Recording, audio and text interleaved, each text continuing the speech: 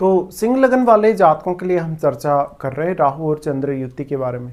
इस वीडियो में देखेंगे अब आपके लिए अष्टम भाव में जब भी राहु और चंद्र की युति बनेगी तो ये आपके माइंड को बहुत ज़्यादा गहराइयाँ देगा, साथ साथ में आपके रिश्तों में बहुत ज़्यादा प्राइवेसी भी।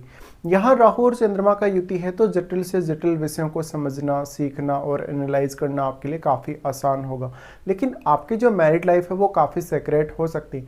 इवन मैरिज के पश्चात आप अपने जीवन साथी की फैमिली की तरफ थोड़ा ज़्यादा झुके हुए नजर आ सकते हैं। ऐसा जातक हमेशा अपने इमोशंस को छुपाने का काम करेगा, तो वो अपनी जो रियल स्थिति है, जो इमोशनल स्थिति है, उसको कभी भी सामने नहीं आने देगा। इससे लोग आपको ठीक से कभी कभी जज भी नहीं कर सकेंगे। ऐसा कंजक्शन स्पेशली आपको बहुत ही हिडन टैलेंट या क्रिएटिविटी दे सकता है, जो सिर्फ और सिर्फ आपको ही उसका आभास हो सकता है। राहु और चंद्र का ये युति आपके सिक्स सेंस को बढ़ाने के साथ साथ आपको बहुत ज़्यादा अध्यात्म की तरफ भी अग्रसर करेगा। अगर यहाँ जुपिटर का भी प्रभाव हो या जुपिटर खुद यहाँ बैठे हो तो इसकी संभावना और ज़्यादा बढ़ जाएगी। लेकिन ये आगे चलकर कुछ समय पश्चात आपकी मैरिड लाइफ में कुछ प्रॉब्लम्स ला सकता है, जहाँ पर आप अपने पार्टनर के साथ थोड़े डिटेच से हो जाएंगे। इवन आप मैरिज तक अपने जो पार्टनर है या जो आपके कोई भी अगर कांटेक्ट में आता है पर्सन जिससे भी आप मैरिज करना चाहते हैं, उसके साथ बहुत ज़्यादा इमोशनल इश्यूज देखेंगे। राहु चंद्र का यहाँ युति है तो अब आपको देखना होगा कोई भी अन्य ग्रह जब यहाँ राहु के साथ अगर बैठा है तो आपको उस ग्रह से रिलेटेड भी काफ़ी ज़्यादा टैलेंट मिलेगा या क्रिएटिविटी मिलेगी। लेकिन यहाँ क्योंकि ये 8th हाउस है, वो सेक्रेट तरीके से आपके पास जो धन या पैसा आता है उसका है, इसलिए यहाँ पर जातक के पास इनकम सोर्सेज बहुत ज़्यादा हो सकते हैं।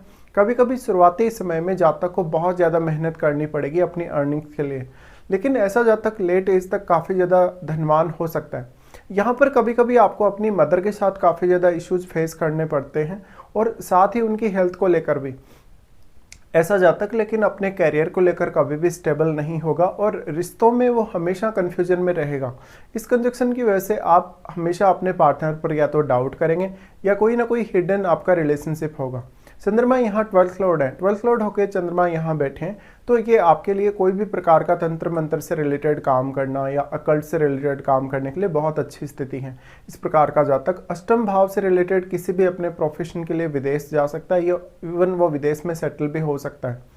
इसके साथ ही यहाँ जो भी ग्रह बैठेगा, क्योंकि राहु उस ग्रह को काफ़ी ज़्यादा मल्टीप्लाई करने का काम करेंगे, तो वो ग्रह आपके चार्ट में जिन जिन भावों का स्वामी है उन भावों के लिए आपकी एक्सपेक्टेशंस बढ़ जाएंगी और उन भावों से जुड़े हुए रिश्तों से आपका लगाव बहुत ज़्यादा बढ़ जाएगा। ऐसा जातक अक्सर अपने आप को कभी कभी ठीक तरीके से लोगों के सामने पेश नहीं कर पाता, वो थोड़ा ज़्यादा इमोशनल होगा और इमोशनल इश्यूज की वजह से उसको काफ़ी ज़्यादा परेशानियों का सामना करना पड़ेगा। इसके साथ साथ ये कंजक्शन आपके मानसिक स्वास्थ्य और आपके शारीरिक स्वास्थ्य दोनों पर ही काफ़ी ज़्यादा इम्पैक्ट डाल सकता है अगर आपके लग्नेश मजबूत स्थिति में नहीं है।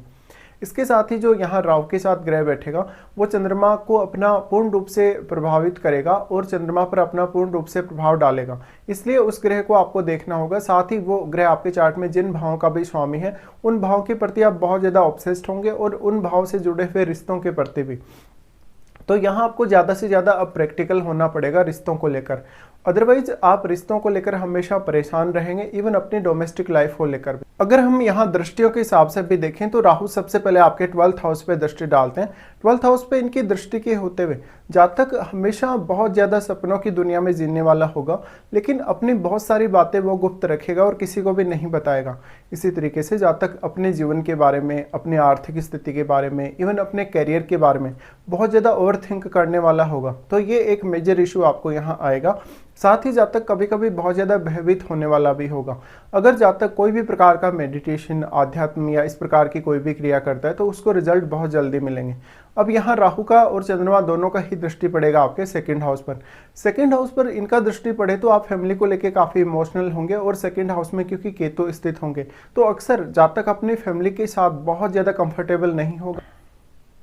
ऐसा जातक अक्सर अपनी फैमिली को लेकर बहुत ज़्यादा ऑब्सेशन में देखा जा सकता है। साथ ही साथ वो कुछ ऐसे गलत फैसले भी फैमिली को लेकर लेगा या अपनी अर्निंग्स को लेकर भी, जहाँ पर उसको बहुत ज़्यादा नुकसान हो जाएगा। जातक हमेशा बहुत ही ज़्यादा ओवर इमोशनल होगा और वो अपने रिश्तों के साथ बहुत ज़्यादा अटैच्ड रहेगा, लेकिन जैसे उसकी एक्सपेक्टेशन होगी अपने रिश्तों से वैसा उसको सपोर्ट नहीं मिल सकता। उसके बाद आपको देखना होगा यहाँ केतु के साथ जो भी ग्रह बैठा है, क्योंकि केतु ने उस ग्रह की एनर्जी को एब्जॉर्ब किया है, इसलिए उस ग्रह का प्रभाव उतना अधिक यहाँ नहीं रहने वाला। लेकिन राहु और चंद्रमा दोनों ही यहाँ जो केतु के साथ बैठा हुआ ग्रह है उसको प्रभावित कर सकते हैं।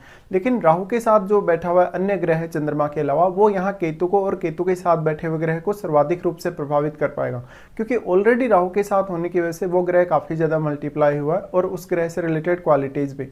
इसके साथ ही फिर राहु यहाँ दृष्टि डालेंगे आपके 4th हाउस पे। 4th हाउस पे राहु की दृष्टि पड़े तो जातक मानसिक रूप से बहुत ज्यादा अनकंफर्टेबल देखा जाता है। ऐसे जातक को शुरुआत में कोई बहुत गंभीर बीमारी रही हो या कुछ मानसिक इश्यूज उसको रहे हो। साथ ही साथ जातक की जो प्रारंभिक शिक्षा है, उसका जो प्रारंभिक वातावरण है घर का, वो उतना ज्यादा कंफर्टेबल नहीं रहा हो। ऐसे जातक वास्तव में लेट एज में ज्यादा सफल देखा जा सकता है। साथ ही वो अपनी लाइफ में बहुत सारे उतार चढ़ाव जो आएंगे उनको हैंडल करने में कुछ हद तक सक्षम होगा। लेकिन यहाँ जुपिटर का भी काफी स्ट्रांग होना जरूरी है। साथ ही साथ आपके लग्नेश जो कि सूर्य हैं, सूर्य का मजबूत होना काफी ज्यादा यहाँ जरूरी हो जाता है। इसके साथ साथ आपको विचार करना चाहिए वास्तव में आपकी महादशा पर, क्या वास्तव में आपको राहु की या चंद्रमा की महादशा है। इवन राहु के साथ बैठे हुए किसी अन्य ग्रह की भी महादशा होगी तो उस दशा में भी आपको राहु और चंद्रमा के कुछ इंपैक्ट देखने को मिलेंगे।